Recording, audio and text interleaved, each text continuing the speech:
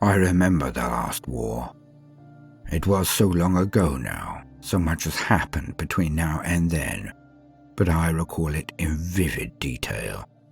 I've faced them before, how they come in their droves, burying you and their dead if need be. This time is different. This time I and my brothers know what must be done. We were dipped in the horror of the tyrannic wars, heated in its fires, tempered by its terrors. We were forged into weapons to meet this threat. I am ready. The onward rush is as expected. It seemed mindless, but we veterans know. We know how to deal with them. Our ammunition was almost stacked high next to us this time. Each squad carried a flamer, each sergeant a weapon of worth. But I am no longer the young Marine I was. I now stand with many a stud of service in my brow, many a mark, pennant and purity seal. In my hand I wield a weapon of not just worth, but of power. I field finis interlocutor, the end of horrors. I am a wielder of a sword of justice. The chafe come and die in their droves, but our overlapping fields of fire, our gun emplacements, our barrages, they cut them to ribbons. But again, as expected, a spearhead of larger beasts now thunders towards our lines, amongst the teeming tidal waves of the lesser. I walk from my elevated position, calmly, with pace, but with cold purpose. My honor guard takes my heels and follows as we descend to the gates. We are cheered by our men as we process, those behind the lines, those in elevated positions. A ripple of bellows of encouragement, as they know where we go and why. Calmly, we arrive and stand in an extended V position. I am at the head, of course. And as the door explodes into a hurricane of splinters, we do not flinch, we do not step back as they come. Huge, so alien, so deadly. Twice the height of a Marine, they barge their way in, some half dozen, all slowing each other almost in their rush, their thirst to destroy us. I raise finis interlocutor and lower it, and almost instantly half of their number are hit by lines of light that burn straight through them, torrents of melter that melt as they thrash in pain, but some get through. 3. One heads left of me, one right. My guard will stand. I take a pace forward to meet the Carnifex head-on, which we have learnt actually surprises them once or twice. Not this time, though. I flick the switch and my power sword is now alight with a blue aura of energy, worms of light crackling along its edge. I smile behind my helmet. I did not have her the last time I met one of these beasts. The captain stood as the Carnifex barreled towards him, but then took 2 paces at a dash and started his dissection of the towering form. Swift and measured, economical slices leapt from the captain. The Carnifex lost one of its forward, huge pincers, half of its maw, raising up to crush the captain, as it knew it was no match for his speed. For a mere instant, its soft underbelly was exposed. A mistake. In that instant, the captain hunched low, then sprang upwards with all of his might, his sword in both hands slicing the beast from midriff to throat, and then through its chin. The power sword had cut through so neatly, so deeply, that it near fell in half as its stomach opened and its contents spilt out. The captain landed and rolled back, out of the way of the fallen carcass. When the dust settled, his vision took in a new terror, but the one he had hoped would appear. The Hive Tyrant. Its towering form, but unhooved legs, dipped to go under the entryway and looked down at him with sword arms wide, an unmistakable challenge. I accept. At this point, gentle listeners, it is in your hands. The story is under your control, as we forge the narrative.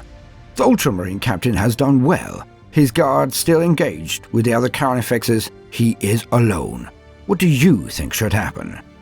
Now, go to the comments section at the end of this video and put in 2 letters to give your vote, and then leave a gap and then make any comments on how you would possibly like the story to be described. Let us forge the narrative together. So that's D.C. Death for this valiant captain before the eyes of his entire company, and their end is perhaps writ. C.W. The captain wins and defeats the Hive Tyrant and breaks their assault. B.D. Both die, killing each other in this clash of titans. So that's D.C. Delta Charlie to death to the captain. C.W. Charlie Whiskey, the captain wins. Or B.D. Bravo Delta, both die. A captain of the Ultramarines or the Tyranids Hive Tyrant? Vote now in the comments section. Welcome, gentle listener. I'm Baldermort, and I wish to introduce you to the forces, factions, and war gear of the Warhammer 40k universe. Today, we will be discussing a family of weapons that are quintessentially Warhammer. Power weapons. When one looks at the arms and armor deployed in the plethora of factions and forces in the Warhammer universe, it is easy to see the aesthetic of the grim darkness, but it is also easy to walk away from one's first viewing thinking, by the Holy Throne, with armor that thick, how does anyone actually die? As with all situation, an arms race occurs. The heavier the armor developed, the better the penetration on the weaponry to counter it. There are many answers to the heavy power armor of the Marines, the heavy aspect armor, and the metallic bodies of the Necrons. Most are long-ranged, being melter weapons that fire a super corrosive element that simply eats through anything. Crack missiles that smash the armor and deliver their blast into the very heart of the thing inside. But for close combat, there has always been the power weapon. They come in many forms and many styles, are wielded by many of the races of the grim darkness of the future. Simply put, no amount of power armor ever makes thee fully proof from the assaults of the enemy if they are properly equipped. But power weapons are rare, even amongst the most technologically advanced of the factions. Their construction requiring not only rare and expensive materials, but also a care and attention that makes their forging more of an act of art and a labor of love than a mere churning out of a weapon of war. For many are considered master-crafted, and this means that the maker of these weapons had a mastery of the art that few could ever hope to match, and fewer still would have the time to perfect. They are always sigils of standing, icons of authority. For if a being possesses one of these weapons, it can only mean that they hail from a charmed life and elevated position, or more often, they are truly one of the heroes of their people. All are durable, and to break a power weapon is both an act of supreme might, but also a waste worthy of the morning. Many are ancient beyond measure, most so deeply storied that they take on a near mythical status of their own that few wielders ever manage to eclipse. So what are power weapons? A power weapon is a sword, glove, or claw that has a power field around it, generated from an incredibly rare and potent battery of some description inside its makeup. The field of energy will most often crackle with blue light, though every color, shade, and hue is possible. Like worms of power that dance around the blade, a field that can look like the blade is both center and generator of a micro-storm. The energy will be charged across the blade and be focused where it strikes, forming a wave that will disrupt the molecular bonds of anything it touches.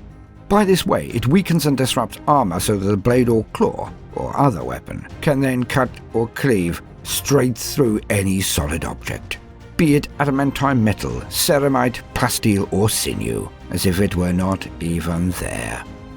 Even the power armor of the Marine or the metal bodies of the Necrons are no defense against a power weapon. But these are only the ones that are sharp, as one would say. There are concussive weapons as well, the flail, maul, and legendary thunderhammer. Their operation is similar but not identical. They form an augmenter for the force of the strike of the weapon on the solid that they do hit. A thunderhammer is so aptly named, as the force it generates when a blow does hit true generates a crescendo of sound that clamours from the strike as loudly as the blackest clouds amid the most terrible storm. For the Elder, the most honoured of these weapons were forged at a time when they ruled the very galaxy, and their very dreams could be made manifest with the wave of a hand. Yet still, these weapons were rarely made. For the Imperium, these weapons are heirlooms from the past, the dark age of technology, gifts to the present from a more enlightened and advanced set of ancestors. Some are still made on Forge Worlds, but scant few. The majority have been wielded for centuries, if they did not see action in the very armies of the Great Crusade. Officers of luminous rank, marines of station, inquisitors or rogue traders, all may have these, but all are treasured more than their wielders. They are more new for both orcs and Tau, but still the resources required for their construction are prohibitive for mass production in all but the most base of forms. When wedded to the exemplars of the races, those elites who are the very best of the best, these weapons are things of power that can turn the very tide of a battle, can save worlds, and can close the very gates of hell. A hero with a magical blade has ever been the stuff of the highest drama, the most iconic of images, the one knight standing against a sea of enemies in the name of his king, his country, his people.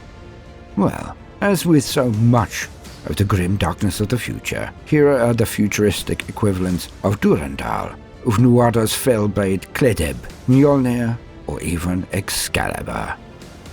They are the weapons of the gods, wielded by the later-day titans of the far future.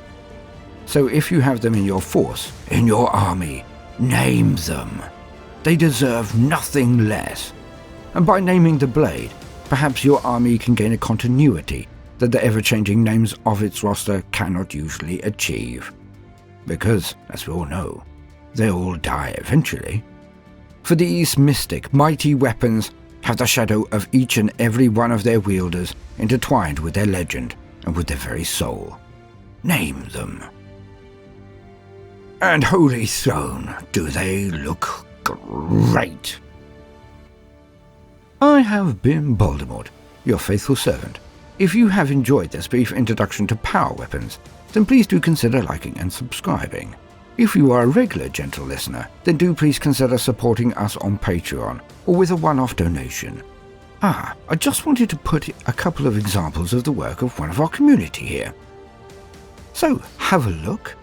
You know the line? Look at it! Look at it!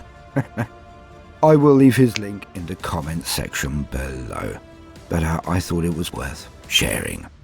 Now, no matter what you do today, while indoors, emphasis on indoors, do try to make some time for fun. Toodaloo.